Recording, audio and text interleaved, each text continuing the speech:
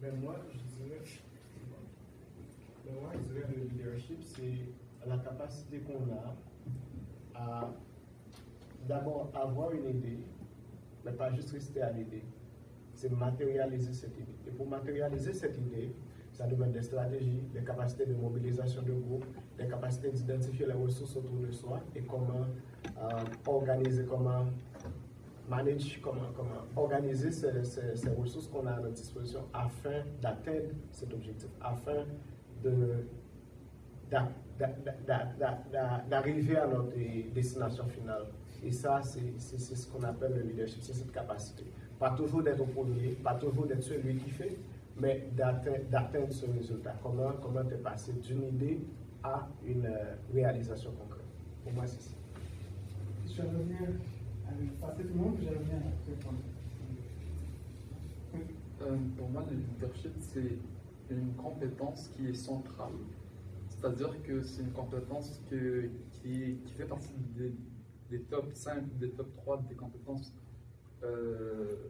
primordiales importantes. Parce que, en fait, l'organisation, c'est une compétence, certes, la communication, c'est une compétence, certes, mais pour avoir du leadership, il faut avoir de l'organisation et de la communication en même temps. Donc, c'est une compétence qui englobe beaucoup d'autres compétences aussi. Et selon moi, d'après votre parcours, le leadership, c'est quelque chose qui est quand même pas mal quelque chose qu'on va acquérir et pas quelque chose qui est inné nécessairement. Donc, c'était juste par rapport à ça pour clarifier qu'est-ce que le leadership en tant que tel, une compétence qui englobe d'autres compétences et quelque chose qui est à acquérir.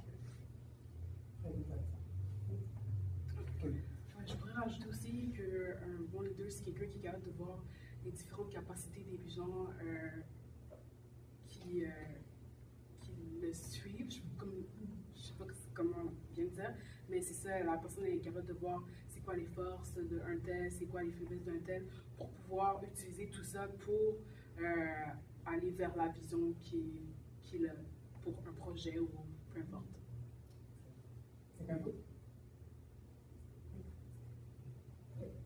En fait, pour moi, un leader, c'est une personne qui a pris des décisions ou qui a plus de pouvoir de diriger une équipe. Donc, derrière lui, il y a des gens qui sont soit par la passion de le suivre, soit par son exemplarité. Parce qu'il y a plusieurs types de leaders. Des leaders, comment on appelle, représentatifs, il y a des leaders techniques, il y a des leaders charismatiques, il y a des leaders. Donc, ça dépend de la capacité de la personne que les gens ont confiance en lui. Donc, un leader pour moi, c'est une personne comme un guide. C'est un guide pour moi, oui. Donc, c'est ça. Je pense que je serais proche de mon voisin. Je pense que le leadership, c'est ça, c'est d'amener un groupe de monde vers un objectif précis. Parfois, on utilise des ressources ou autre chose, mais c'est surtout ça, fédérer tout le monde vers un objectif et essayer de le réaliser. Effectivement, le mot, il faut des gens. Il faut passer des gens qui vont fédérer. Donc ça, c'est la portion importante. Je vais vous donner la définition. La définition du leadership, c'est la capacité d'influencer, de motiver et de guider une équipe ou des individus vers l'atteinte d'objectifs communs et la réalisation d'une vision.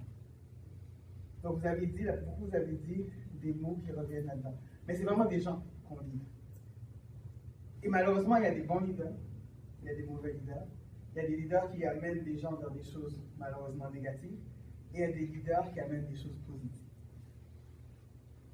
J'ai bien aimé quand vous avez dit que c'est quelque chose qu'on acquiert. Je suis quelqu'un qui était extrêmement timide. Je ne parlais jamais en public. Je ne parlais pas en public, je ne donnais pas mon opinion. En classe, je ne faisais pas de dissertation, je ne faisais pas d'exposé. J'avais une note pour dire aux enseignants de ne pas me demander des choses en classe. Parce que je ne répondais pas. Je freeze, je transpirais, c'est incroyable. Et ça jusqu'à l'âge à peu près de 25 ans. Donc ça a quand même duré longtemps. Ce n'est pas juste quand j'étais enfant. C'est sûr, j'ai dû, au cégep et à l'université, parler un peu plus souvent, parce que c'était obligatoire. Au primaire, on peut écrire une note, mais au cégep, ils vont dire, bon, arrange-toi, je mets 0. Mais ça, tout, c'était très, très, très difficile. Je pouvais trembler, transpirer, j'oubliais mes mots. J'oubliais ce que je devais dire, etc.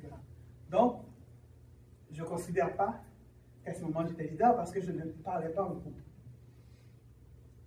Mais un jour, j'ai décidé, j'ai dit, OK, il faut que je change ça.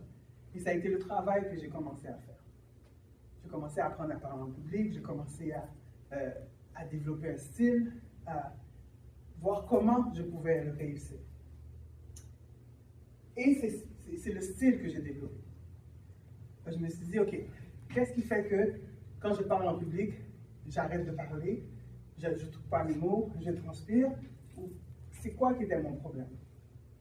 Je me suis rendu compte, c'est que des fois, je peux oublier un mot, et quand j'oubliais le mot, je ne dis pas le bon mot, je freeze. Donc, je voulais toujours la perfection. Là, j'ai dit, on va aller à l'inverse. Je vais justement, quand j'oublie, ou quand j'oublie un mot, ou quand je me répète, je fais une blague, je continue, et où je définis le mot que je veux dire. Donc, avec le temps, j'ai trouvé c'était quoi ma faille, et de là, j'ai développé un style. Mais ce que j'ai découvert aussi les années que je ne parlais pas, je suis quelqu'un d'introverti. Ce que ça fait une introverti ou timide, on a une capacité d'analyse de l'humain beaucoup plus grande. Parce que moi, j'étais toujours silencieuse. Mais je regardais ce que les gens faisaient, comment ils réagissaient, comment ils parlaient, etc. Donc, ça m'a fait développer une sensibilité très élevée des gens. Et c'est ça qui a développé mon leadership. Parce que cette sensibilité, cette capacité d'écouter ce que la personne ne dit pas, de sentir ce que la personne ne veut pas dire, et de pouvoir ainsi ramener avec toutes les forces et les faiblesses des gens vers le même objectif. J'ai découvert que j'étais leader, ça fait pas longtemps. C'est pas quelque chose que je disais. Je faisais des choses, je rassemblais les gens vers des buts communs, mais ça n'a jamais été pour moi quelque chose que j'étais. C'est juste que je me suis rendu compte, mais effectivement, et ça a commencé, ça fait longtemps. En 1998 à peu près, il y avait un mouvement ici qu'on appelait le Black Muslim. Pour ceux qui ont entendu parler un peu, il y a un mouvement, le Black Muslim, qui est arrivé très fort avec la venue de Malcolm X. Donc ici au Québec, il y a le film qui est sorti. Donc là, les Noirs ont décidé, OK, beaucoup, tous les Haïtiens, de devenir musulmans, surtout dans le mouvement du Black Muslim. C'était très fort ici. Et il y en a encore beaucoup.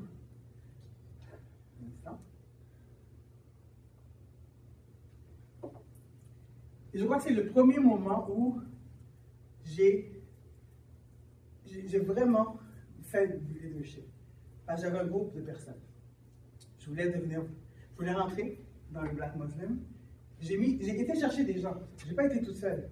Je me suis dit non, je ne peux pas y aller toute seule. Il faut que je rassemble des gens pour qu'ils comprennent, pour qu'ils rentrent avec moi dans ce mouvement. Et il y avait peut-être une vingtaine de personnes. On a créé une association. On a fait toutes les recherches qu'il fallait. J'étais voir des imams. C'est vraiment, j'ai poussé les gens à y aller avec moi vers ce mouvement. Moi dans mon groupe, on était une vingtaine, mais il y avait beaucoup plus de personnes que ça dans ce mouvement-là. Et c'est pour dire que très tôt, j'avais cette capacité que je ne connaissais pas. Et le mouvement, c'est sûr que ça diminue comme tout mouvement, malheureusement, ça s'est affaibli, mais les gens du Black Muslim, on est toujours restés proches. Certains sont devenus musulmans, d'autres non.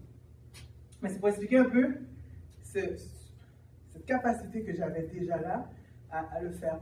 Mais cette capacité-là, j'étais la chercher, je dis toujours, par le fait que je pouvais rassembler des gens.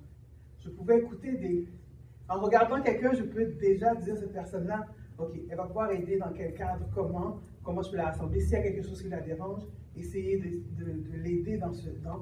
Donc c'est pour ça que moi, je suis plus une leader qui met de l'avant les gens.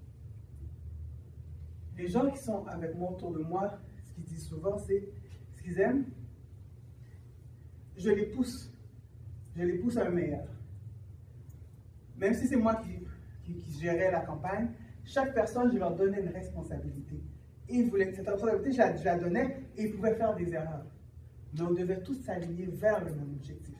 Et c'est ça que je crois qui est ma force en tant que leader et qui fait qu'on peut rassembler de plus en plus de personnes autour d'une même vision. Là, je vais vous poser des questions.